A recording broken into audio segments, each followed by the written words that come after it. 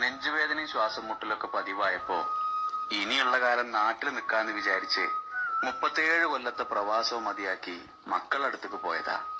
ഒരു മാസം തികഞ്ഞില്ല. തറവാട്ടിലുള്ള ചെറിയ മോന്റെ വക ഒരു തമാശ.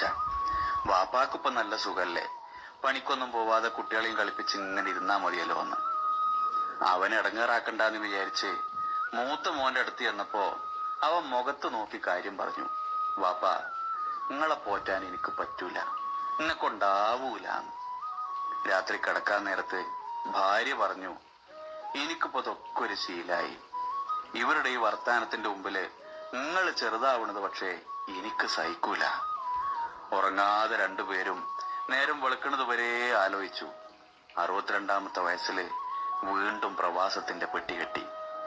പടിയിറങ്ങി തിരിഞ്ഞു നോക്കിയപ്പോ ഉമ്മറ പടിയില് ഭാര്യ മാത്രം. ആയുസിൽ ഇനിയൊരു പക്ഷേ ജീവനോടൊരു